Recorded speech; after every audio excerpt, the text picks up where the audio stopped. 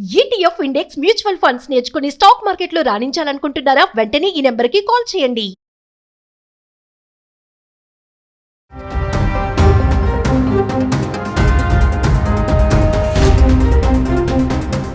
నమస్తే, welcome back to Suman TV. Present మనతో పాటు ఉన్నారు అనలిస్ట్ మందర్ కృష్ణారెడ్డి గారు. నమస్తే సార్. నమస్తే అమ్మా. సార్, మనం ట్రంప్ గురించి చాలా వీడియోలో మాట్లాడుకున్నాం, వీసాల గురించి కానీ, H1B, F1 వీసా, OPT దాని మీద కూడా. అంటే నాకు ఈరోజు I-140 గురించి ఒక్కసారి మన ఇండియన్ స్టూడెంట్సే కానీ పేరెంట్సే కానీ I-140 గురించి ఏం తెలుసుకోవాలి, దాని యొక్క బెనిఫిట్స్ ఏంటి అంటే? సహజంగా వర్క్ పర్మిట్స్ రకరకాలైన 40 రకాల దాదాపు వర్క్ పర్మిట్స్ ఉన్నాయి. దాంట్లో ఇది ఒక భాగం అనుకోవాలి.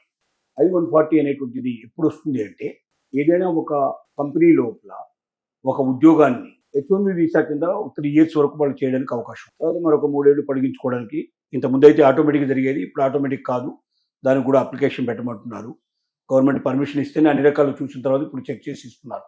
కానీ పర్మనెంట్గా అదే ఉద్యోగం ఉండాలి అంటే, ఫస్ట్ ఉద్యోగం పర్మనెంట్ కావాలంటే ఆ కంపెనీ వాళ్ళు ఏం చేయాలంటే, ఈ ఉద్యోగం మనకు పర్మనెంట్గా ఉండాలి, దీని అవసరం మాకు ఉంది అంటే, మన అమెరికాలో ఉండేటువంటి వాళ్ళు ఎవరు దీనికి ఎలిజిబుల్ కారు, ఇక్కడ ఈ టెక్నాలజీ మనకు దొరకట్లేదు, ఇక్కడ ఈ మనుషులు మనకు దొరకడం లేదు, లేదా ఇక్కడ ఆ శక్తి సామర్థ్యాలు ఉండేటువంటి వ్యక్తులు లేరు, కాబట్టి ఇతర దేశాల నుంచి మేము తప్పనిసరిగా తెచ్చుకోవాలి అనే ఉద్దేశంతో వాళ్ళు ఏం చేయాలంటే, వాళ్ళు మామూలుగా అక్కడ ఉన్నటువంటి లేబర్ డిపార్ట్మెంట్ ఏదైతే ఉంటుందో, ఏదైతే ఎంప్లాయ్మెంట్ క్రియేట్ చేసేటువంటి డిపార్ట్మెంట్ ఉంటుందో వాళ్ళ దగ్గరికి వెళ్ళి వీళ్ళు రిక్వెస్ట్ చేసుకోవాలి, కంపెనీ రిక్వెస్ట్ చేసుకోవాలి. చేసుకుంటే వాళ్ళు ఏం చేస్తారంటే, దాన్ని పర్మనెంట్ ప్రాసెస్కి యాక్సెప్ట్ చేస్తారు.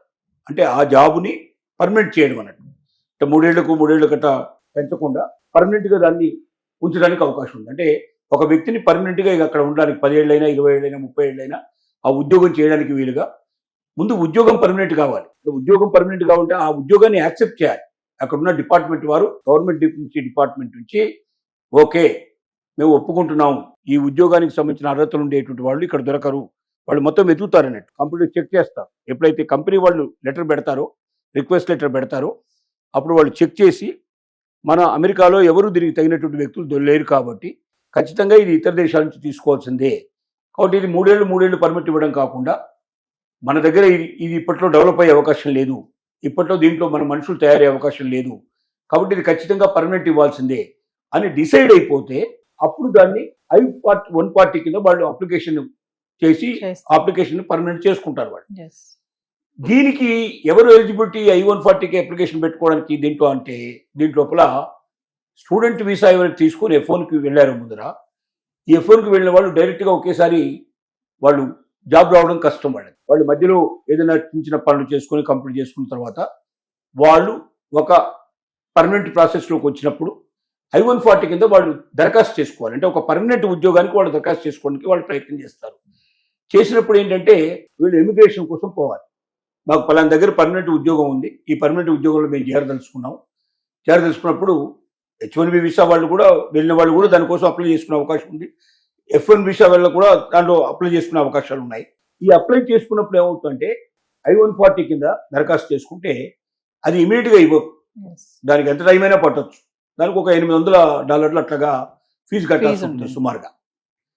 కానీ దాంట్లో ఏం చేశారంటే, తొందరగా పూర్తి కావడానికి వీలుగా 15 రోజుల నుంచి 45 రోజుల లోపల అప్లికేషన్ పూర్తి కావాలంటే, మన దగ్గర ఎట్లాగైతే తత్కాలు పద్ధతులు ఉన్నాయో, తత్కాలు అంటే తొందరగా ఎక్కువ డబ్బు కడితే తొందరగా వస్తుంది మనకు, అలా ప్రియారిటీ బేస్లో తొందరగా కావడానికి ఒక 2000 నుంచి 3000 మధ్యలో $3000 వరకు దాంట్లో ఫీజు ఉన్నది.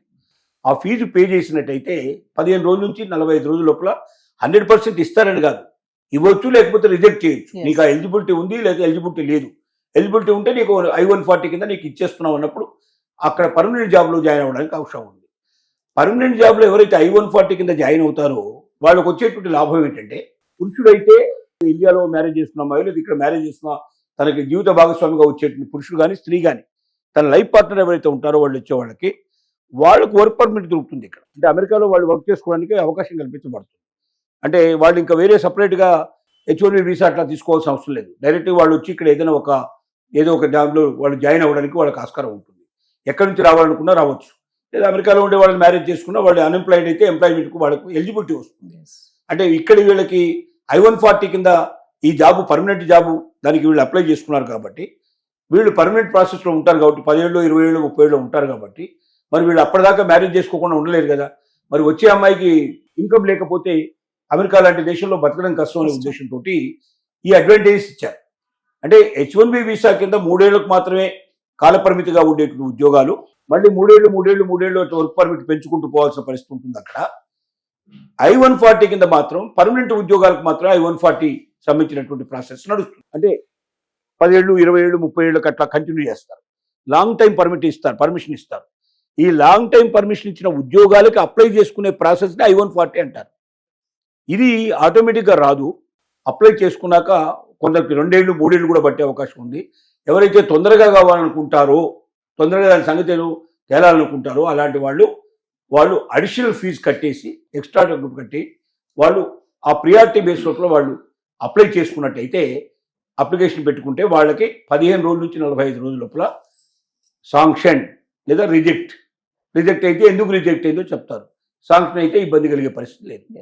కాబట్టి దీన్ని ఒక అవకాశంగా భావించి I-140 కింద ఉండే ఉద్యోగాలు ఎక్కడ ఉన్నాయో ఎక్కువగా సెర్చ్ చేయడం జరుగుతుంది. ముఖ్యంగా అక్కడ ఉన్న స్టూడెంట్స్ దీనికోసం ఎక్కువ ప్రయత్నం చేస్తారు. ఇక్కడ తాత్కాలికంగా 2 ఏళ్ళు 3 ఏళ్ళు పనిచేసి 3 ఏళ్ళకి మళ్ళీ అక్కడ తీసేస్తే ఇంకో దగ్గరికి వెళ్ళడం, వెతుక్కోవడానికి టైం లేకపోవడం, ఈ లోపల వీసా అయిపోతే బయటికి వెళ్ళిపోవాల్సిన పరిస్థితులు ఇలాంటి సమస్యలు ఉన్నాయి. కాబట్టి I-140 కింద శాంక్షన్ అయిన జాబ్స్ ఏమిటి అనే దానికి ఎక్కువగా ప్రయత్నం చేస్తారు. అలాంటి పర్మనెంట్ జాబ్స్ కోసం ఎక్కువ మంది కృషి చేస్తారు. అది I-140 అంటే దాని అర్థం మెయిన్గా. Thank you.